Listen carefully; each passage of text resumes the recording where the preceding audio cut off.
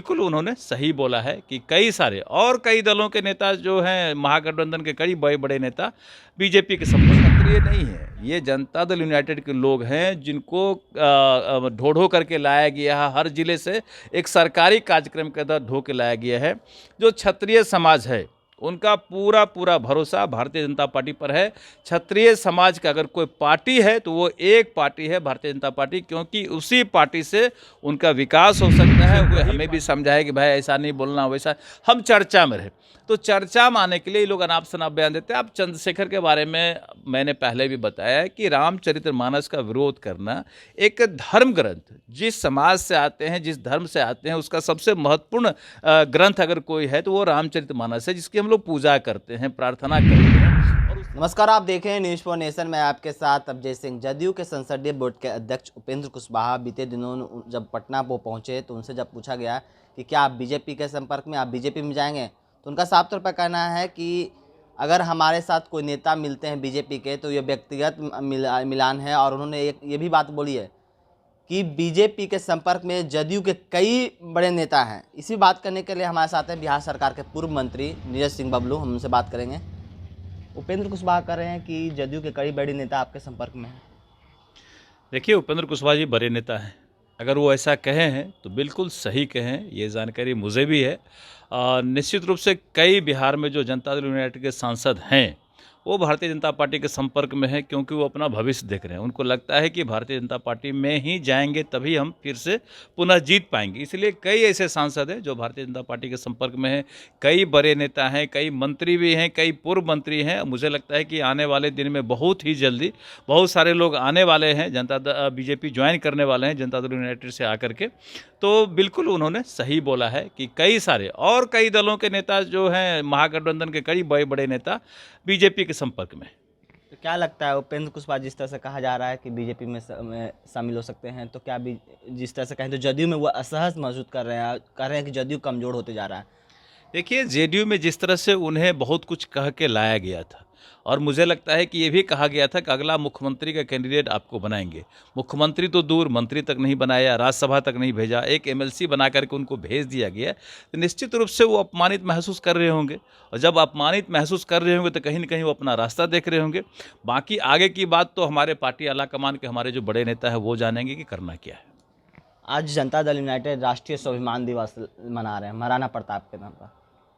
कह रहे हैं कि राजपूत हैं जो जदयू के साथ हैं, तो इसको आप कैसे देख रहे हैं? देखिए, नीतीश कुमार जी का जनाधार पूरी तरह खिसक गया है। अब उनको ये लग रहा है कि क्षत्रिय समाज ही हमारा बेड़ा पार लगाने वाला है, राजपूत लोग हमारा बेड़ा पार लगावेंगे, लेकिन जो संभव नहीं है। इसलिए ये कार्यक्रम किया गया है कि पिछले दिनों आप देखे होइएगा कि आरा में जिस तरह से बाबू वीर कुंवर सिंह के कार्यक्रम में लाखों लोग उपस्थित हुए, गिनीज बुक ऑफ वर्ल्ड में वो कार्यक्रम का दर्ज किया गया, और माननीय गृह मंत्री उसमें अमित शाह जी पधारे थे। तो काफ़ी उस कार्यक्रम का चर्चा राज्य से लेकर के, देश से लेकर के दुनिया के कई देशों तक वो कार्यक्रम का चर्चा पहुंचा। तो लोगों को लगा कि भारतीय जनता पार्टी का में एक एक क्षत्रिय समाज का वोट बीजेपी के साथ जा रहा है, तो उसमें अपना सेंध लगाने का प्रयास किया जा रहा है, जो संभव कहीं से नहीं दिखता है। आज ये कार्यक्रम में क्षत्रिय नहीं है, ये जनता दल यूनाइटेड के लोग हैं जिनको ढो ढो करके लाया गया है। हर जिले से एक सरकारी कार्यक्रम के तहत ढो के लाया गया है। जो क्षत्रिय समाज है उनका पूरा पूरा भरोसा भारतीय जनता पार्टी पर है। क्षत्रिय समाज का अगर कोई पार्टी है तो वो एक पार्टी है, भारतीय जनता पार्टी, क्योंकि उसी पार्टी से उनका विकास हो सकता है, वही पार्टी उनका भला कर सकता है, और उसी पार्टी में, भारतीय जनता पार्टी में ही पूरे क्षत्रिय समाज का सम्मान है। आप देखते हैं कि पूरे देश भर में भारतीय जनता पार्टी का क्या, क्षत्रिय का क्या सम्मान है भारतीय जनता पार्टी में, वो पूरे देश के लोग देख रहे हैं। हर जगह बड़े बड़े नेता हैं, आपको राजनाथ सिंह जी से लेकर के योगी आदित्यनाथ से कई मुख्यमंत्री हैं, कई केंद्रीय मंत्री हैं। और बिहार में भी जब सरकार बनी थी तो यहाँ भी स्टेट में 3-3 राजपूतों को मंत्री बनाया गया। केंद्र में मंत्री आर.के. सिंह जी हैं। तो इससे ज़्यादा सम्मान और क्या हो सकता है? भारतीय जनता पार्टी में ही क्षत्रिय का सम्मान है, इसलिए एक एक भारतीय जनता पार्टी में क्षत्रिय का जाएगा वोट सबका। जिस तरह से बात करें तो आरजेडी के कई मंत्री हैं जो विवादित इन दिनों बयान दे रहे हैं। स्वर्णों के लिए आलोक मेहता बोल दिए, रामचरितमानस को लिए शिक्षा मंत्री बोल दिए, और वहीं करें तो आर्मी के लिए उनके मंत्री बोल दिए हैं कि आर्मी के पर अटैक करवाते हैं इस तरह का।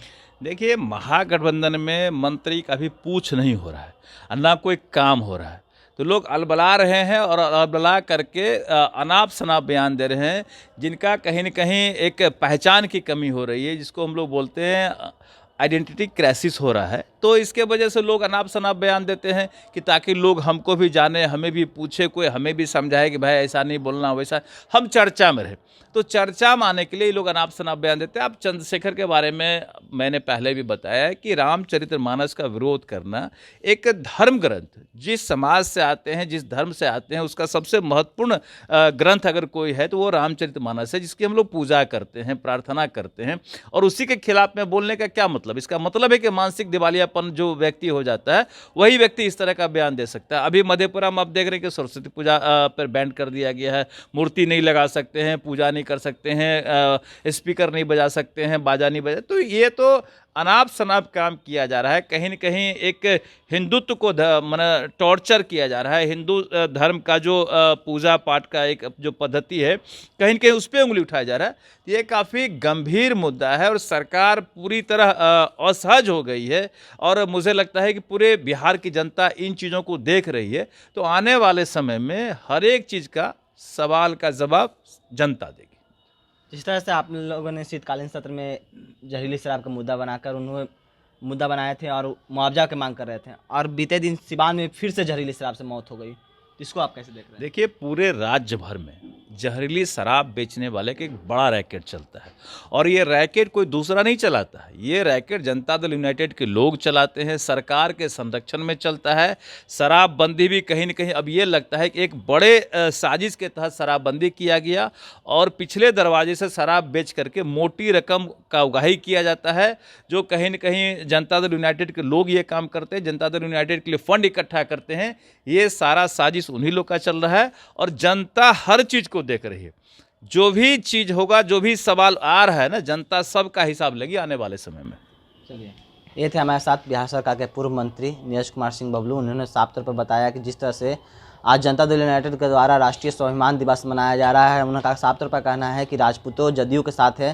तो नीरज कुमार बबलू ने साफ तौर पर बता दिया है कि राजपूत हैं जो भारतीय जनता पार्टी के साथ है।